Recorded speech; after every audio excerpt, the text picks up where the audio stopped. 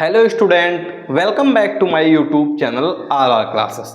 तो स्टूडेंट, आज के वीडियो लेक्चर में हम बीटेक कोर्स के बारे में डिटेल में डिस्कस करने वाले हैं कि बीटेक क्या होता है, कौन से स्टूडेंट है जो बीटेक कर सकते हैं, बीटेक करने के लिए क्वालिफिकेशंस क्या होनी चाहिए, बीटेक से अंतर्गत कौन कौन से हमारे पास यहाँ पर जॉब हैं, एज लिमिट कितनी होनी चाहिए, टॉप कोर्सेस कितने हैं और इसमें फीस कितनी लगेगी और जॉब और उसके बाद सैलरी कितनी मिलेगी, इन सभी चीज़ों पर हम डिटेल में डिस्कस करने वाले हैं। तो स्टूडेंट, हम स्टार्ट करते हैं।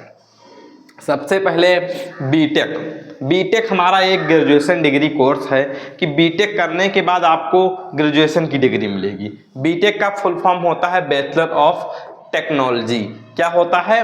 बैचलर ऑफ टेक्नोलॉजी, यानी जो ये टेक से रिलेटेड सारे टेक्नोलॉजी से रिलेटेड, टेक्नोलॉजी को हिंदी में कहते हैं प्रौद्योगिकी, यानी प्रौद्योगिकी से रिलेटेड सारे इसमें चीज़ें आपको पढ़ाई जाएंगी। यानी अगर आप क्लास 12 के बाद इंजीनियर बनना चाहते हैं, इंजीनियरिंग करना चाहते हैं, तो बीटेक कोर्स आपके लिए बहुत अच्छा ऑप्शन है। यह एक प्रोफेशनल डिग्री कोर्स है, जैसे बीए, बीएससी, बीकॉम, इससे ये अच्छा कोर्स हम मान सकते हैं कि बीटेक हमारा एक प्रोफेशनल डिग्री कोर्स है और इसमें इसकी फीस थोड़ी सी महंगी होती है, अभी हम आपको बताने वाले हैं। सबसे पहले हम इसमें बात करते हैं कोर्स ड्यूरेशन की कि ये कोर्स कितने साल का है। तो कोर्स ड्यूरेशन में सबसे पहले हमने आपको बता ही दिया कि एक ग्रेजुएशन डिग्री कोर्स है, यानी इसको करने के बाद आपको ग्रेजुएशन की डिग्री मिलेगी।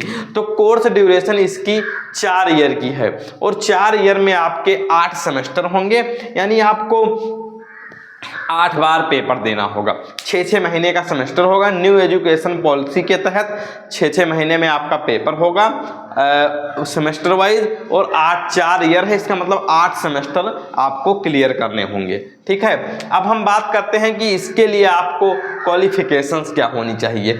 तो आप 12th पास होने चाहिए विथ 60% मार्क्स एबव, यानी 60% से अधिक मार्क्स आपके होने चाहिए क्लास 12th में। हम देखें तो जनरली सारे स्टूडेंट के मार्क्स लगभग 60% से अधिक ही रहते हैं, तो उसमें कोई दिक्कत नहीं है। अब इसमें आपको बात आती है कि आपको कॉलेज में एडमिशन कैसे लेना है। जैसे अगर आप बीटेक करना चाह रहे हैं तो आप कॉलेज में कैसे एडमिशन लेंगे, तो हमने यहाँ पर लिखा है एंट्रेंस एग्जाम।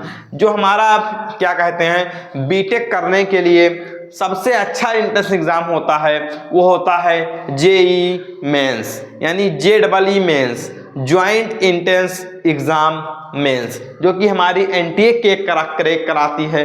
बहुत ही अच्छा एग्जाम है। इस वाले एग्जाम में आपको क्लास 11th 12th दोनों के सिलेबस पूछे जाएंगे। उसके बाद JEE advance, IIT JEE, IIT, NIT और CUET। अब हम इसमें से एक एक एग्जाम के बारे में बात करते हैं। सबसे पहले जेई मीन्स के बारे में बात करते हैं। तो जेई मीन्स में आपको 3 सब्जेक्ट का पेपर देना होगा, फिजिक्स, केमिस्ट्री, मैथमेटिक्स, यानी इसमें आपको 3 सब्जेक्ट के पेपर देने होंगे, फिजिक्स, केमिस्ट्री एंड मैथमेटिक्स। इस फॉर्म को आप क्लास 12th के ड्यूरिंग ईयर में भी भर सकते हैं, यानी आप क्लास 12th में हैं और भर सकते हैं, और 12th के बाद भी भर सकते हैं। इसका पेपर 1 जनवरी में होता है और 1 अप्रैल में होता है। तो आप जिस अटेम्प्ट को चाहें उसको दे सकते हैं, या आप 12th के साथ दे सकते हैं, या 12th के बाद 1 साल तैयारी कर भी जेई मीन्स का एग्जाम दिया जाता है।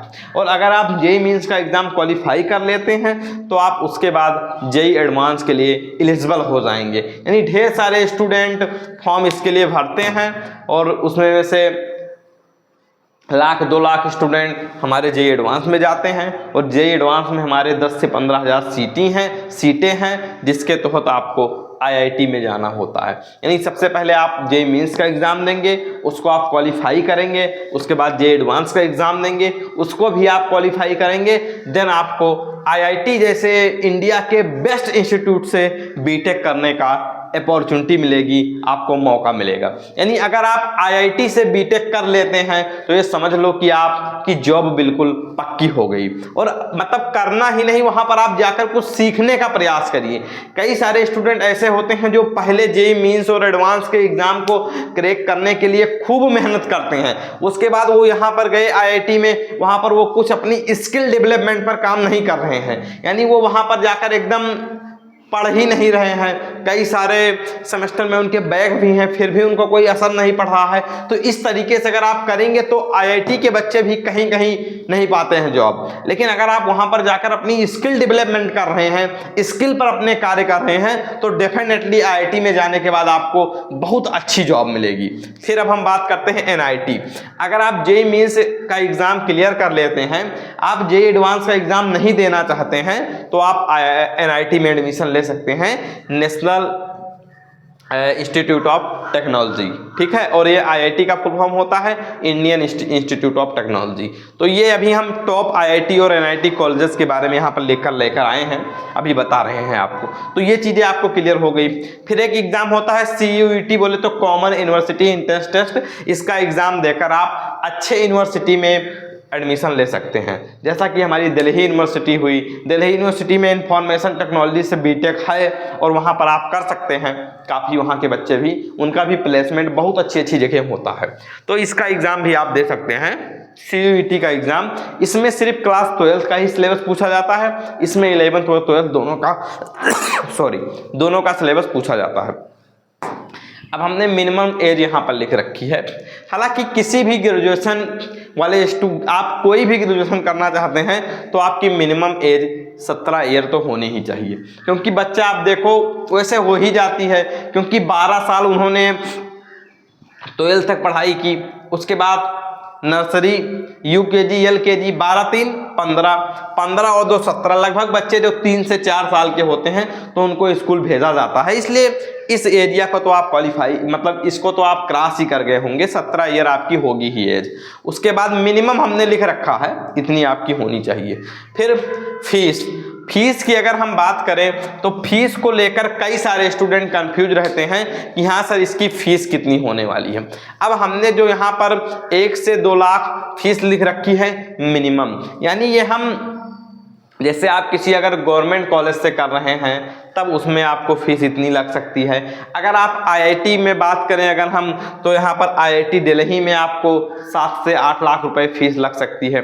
तो ये फीस वाला मुद्दा ऐसे है कि आप कहाँ से बीटेक करना चाह रहे हैं, यानी कहाँ से आप बीटेक कर रहे हैं वो डिपेंड करता है कि हाँ फीस कितनी लगेगी। तो एक बार पहले आप इन एग्ज़ाम को क्वालिफाई कीजिए, पहले आप इन फीस के बारे में थोड़ा कम ही सोचिए, क्योंकि आप पहले इन एग्ज़ाम को क्वालिफाई करिए। अगर आप इन एग्ज़ाम को क्वालिफाई कर लेते हैं तो फीस आपकी ना के बराबर लगने वाली है, और अगर आप इन एग्ज़ाम को क्वालिफाई नहीं कर पाते हैं तब फीस आपको अधिक लगेगी। तो फीस के बारे में वो आप किस कॉलेज से कर रहे हैं या किस यूनिवर्सिटी से कर रहे हैं या उस पर ये डिपेंड करता है।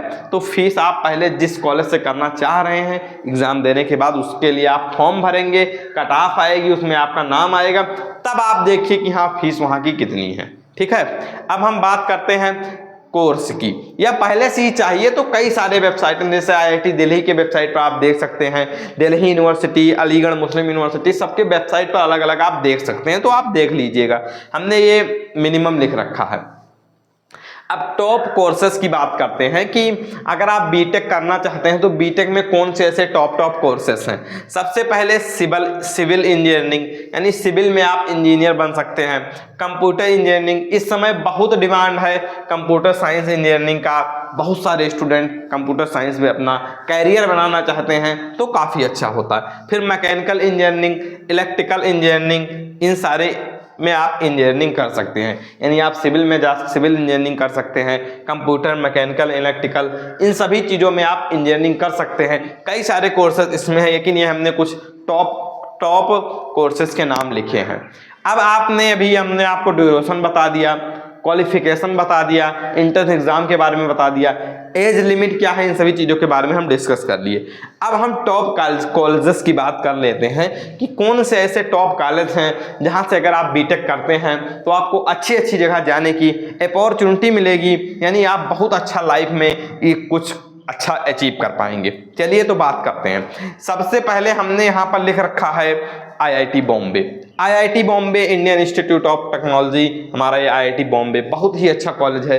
अगर इसमें आपका एडमिशन हो जाता है तो बहुत अच्छी बात है। IIT Kharagpur, IIT Roorkee, IIT Delhi, IIT Chennai, IIT Nagpur, NIT Karnataka, NIT टिकी, NIT रुकेला, अलीगढ़ मुस्लिम यूनिवर्सिटी और दिल्ली यूनिवर्सिटी। तो यहाँ पर हमने कुछ टॉप IITs के बारे में नाम लिख रखे हैं, जैसा कि IIT बॉम्बे हुआ, खड़गपुर हुआ, IIT रुड़की हुई, IIT Kanpur, IIT Delhi, IIT Chennai, NIT Nagpur, NIT Karnataka और हमारा NIT तुर्की। इन सब चीज़ों में अगर आप एडमिशन लेना चाहते हैं तो इसके यहाँ पर जितनी IIT और NITs हैं, इसमें एडमिशन लेने के लिए आपको JEE मेंस एग्ज़ाम देना पड़ेगा। अब जो हमने यहाँ पर दो अच्छे कॉलेजेस के नाम लिख रखे हैं, अलीगढ़ मुस्लिम यूनिवर्सिटी और दिल्ली यूनिवर्सिटी, इसमें आप CUET के तहत एडमिशन ले सकते हैं और ढेर सारे कॉलेजेस के लिस्ट हैं। अगर आप इन दोनों एग्ज़ाम को देते हैं तो आपको अच्छा कॉलेज में जाने की अपॉर्चुनिटी मिलेगी।